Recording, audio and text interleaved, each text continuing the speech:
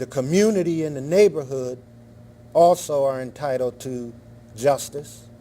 And the young kids that grow up around here, because there's young kids who know about this, who saw it, and so in their mind, they feel vulnerable. And the black adults in Wilmington, Delaware, have to look at ourselves and say, how do we allow our society to be one where black lives don't matter in a society where we know black lives should matter? And that's why we have to say black lives matter. So let me play this clip, and then I'll be back to you with some more remarks, and I'll take phone calls. Good morning, everyone. I want to welcome you to Rooftops.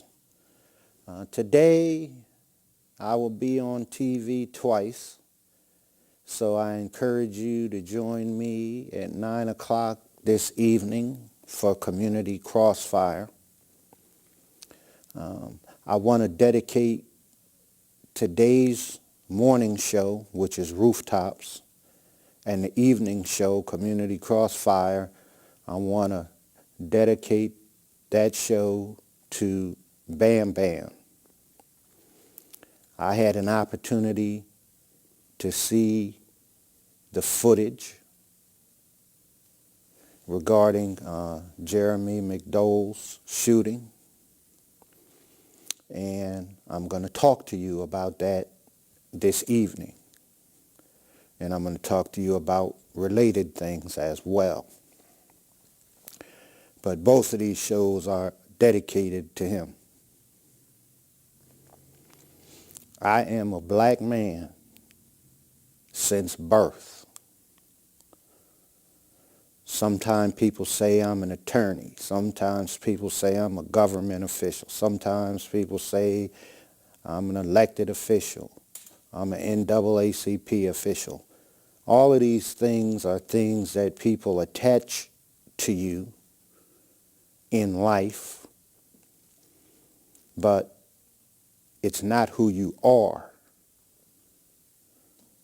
So I'm a human being, and I live in a society where I don't get treated like a human being. Man has created words like black, white, Hispanic. These are all man-made concepts. These are things that are attached to people, and they have a meaning. And so even the man and woman, there's something physical associated with those labels. And so even though other words could have been used, there's something physical associated with those differences. When it comes to calling a person black, white, Hispanic, red, yellow, and all of the other colors that are used to describe people, those are man-made words that have meaning in a society. And so, given my skin color, the word black is attached to me in this society that we call Earth. And I'm a man. It doesn't make me any more or less than any other man because I'm a black man. But we live in a world where if black is attached to you, then that's a code term, not a secret code, but it's a coded term, and it's designed to mean that you're less than a man. I don't accept that. Too many black people accept blackness as being less than. That needs to stop. So we as black folks have to stop doing that. So if a black man like Jeremy McDole is shot on videotape, and unless somebody can show me something other than what I've seen, I cannot understand any justification for what I saw whatsoever. Now, I'm going to repeat myself. Unless somebody can show me something that I haven't already seen, there is no justification for the shooting of Jeremy McDole. Now, I have a history in this community, and I'm proud of my history. And as an elected official, actually before I became an elected official, back in 1998, I believe, no, 96, I was not an elected official yet. I had just been elected and was going to get sworn in January of 97. In 95, I had completed my term as the state president of the NAACP. So when I ran for city council and I won, I was a councilman-elect waiting to be sworn in January. But during 1996, something very significant happened in this community. There was a gentleman named Elbert Butler. And I would have you all Google Elbert Butler. The only problem is that it's difficult to find anything on the internet regarding Elbert Butler. Because back in those days, the internet wasn't developed to the stage it is now. And so you can't find a lot. So there's a few things. But I can tell you because I lived through this. Elbert Butler was in a home on the east side, pretty much an abandoned home. And according to the information as I understand it, he's in the building. So a police officer, for reasons that I can't understand, decides to climb up on the roof of an abandoned building. Now, everybody in Delaware knows that for years and years, there's all kind of abandoned buildings, houses on the east side of Wilmington. And sometimes people that don't have a place to live or for whatever other reasons may go into those abandoned buildings. But we also know that there's a long history of really a government sector that doesn't have a whole lot of concern about the abandoned buildings on the east side of Wilmington. There's a long history of that. And so Elbert Butler was shot in the head by a Wilmington police officer while he was in the abandoned building. Now, there was no reason back then for Elbert Butler to get shot, and there was really no reason for a police officer to climb up on the roof of an abandoned building. And so the city of Wilmington had to write a check for over $400,000 to the family of Elbert Butler. Nowadays, folks are writing $6 million checks, as we saw in the news a couple of days ago, for the shooting of the gentleman in the back. But a check was written, but of course, as is usual, all of the governmental agencies said it was okay for a police officer to go up on a roof and then shoot a guy in the head who only has on his pajamas, not even his pajamas, undershirt and underwear, apparently sleeping in the abandoned house. And the officer sees something move and then shoots Elbert Butler in the top of his head, not knowing what he was shooting at or who he was shooting at. And so we live in a community where the shooting of a black man isn't something new. And there's other stories, but right now I'm focusing in on Elbert Butler. So when I was sworn into office, that was one of the major issues. But before I was in office, I did the same thing J Street did. I called for a federal investigation by Greg Sleet, who was the U.S. attorney, and he had become the U.S. attorney because of the work that I led with the state NAACP to bring about diversity in the legal community. That's correct. That's how Greg Sleet became the U.S. attorney and then became a judge, because of my leadership efforts in making the federal government get some diversity in the U.S. Attorney's Office and the federal justice system.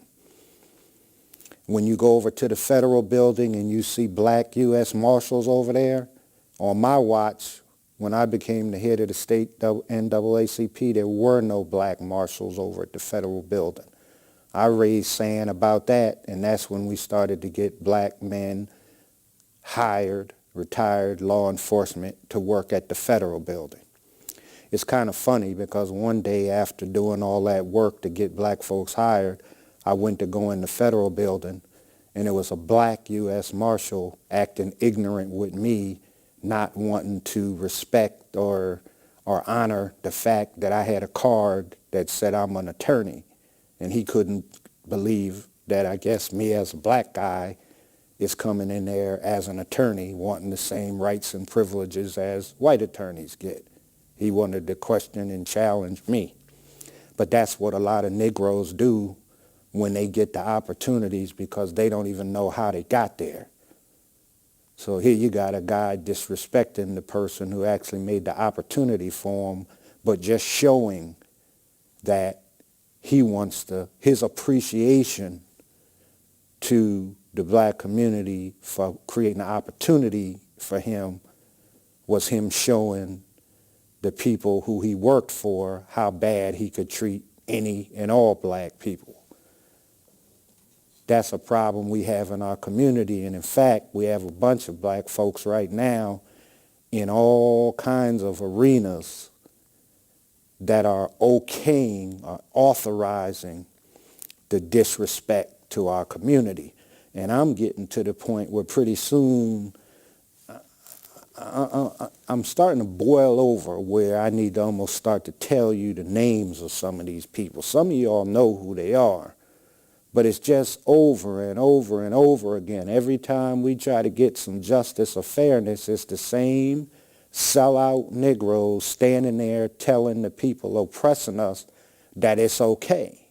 And as long as they have one or two folks that make them feel comfortable that it's okay, or telling them, Master, I'll cover for you, I'll let them know that you're okay. And it just happens over and over again. But it's the same people for the most part, recycled over and over and over again. You know who some of them are, and you really need to know. You need to pay attention, too. Every time you see a list of names, you need to study these folks' names and say, well, who are these people? What's their background? What have they done that's been beneficial for our community, where people are saying, we're going to put this person on this board or this commission to decide what's best for the black community, and they're folks that have no track record of concern for our community. They're just faces, black faces put there to basically destroy you, to assist and aid in that. It's a repeated game, and I'm really sick of seeing it. Now, getting back to Elbert Butler. As a council person, I held a public hearing. I had a committee called the Judiciary Committee. It was standing room only. See, recently, the Wilmington City Council had a hearing about the Foxtail Festival. So for 100 years, all of the white folks who have organizations, for-profit and non-profit, they've been coming to the City of Wilmington getting free services from the City of Wilmington for hundreds of years. They were doing it when I was a councilman. As soon as the media and some people who don't like black people to get anything hear that a young black man is having a festival who's related to the mayor, cousin of the mayor's, son of the mayor's appointee, Elbert Butler,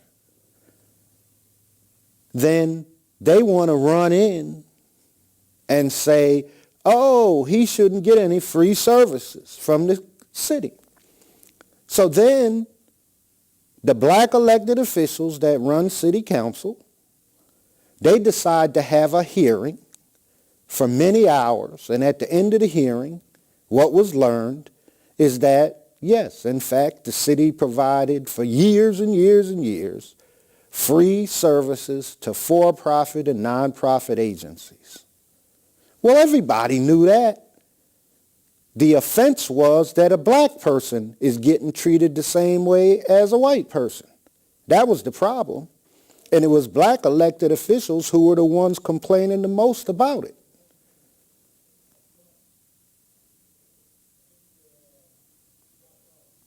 Oh, you all forgot about that. So now a black man is shot by the Wilmington Police Department. Back in '96 when it happened, as a councilman, I had a public hearing. Not with partial 911 tapes, with complete 911 tapes, where I had the city police chief testifying. Several hours, folks were there for this public hearing, receiving the evidence as to what took place, the truth, the facts. So all of the elected officials that are in office now, that been there for several years, they all know that I did this. The young elected officials, they probably don't know anything about it, because at that time, in 97 or 98, they were probably so young, they don't know anything about it. They probably weren't paying attention. But their parents probably know about it. But the leaders on city council, Theo Gregory, Bud Friel, Loretta Walsh, they all know that Sam Guy held a Judiciary Committee hearing on the shooting of Elbert Butler. And a lot of people in the public were present because it was standing room only. The last time I saw a standing room only hearing was the Lapa hearing. There's probably been a few others. But at that time, there weren't any standing room only hearings. 911 tapes were played, not partial tapes. See, you get hoodwinked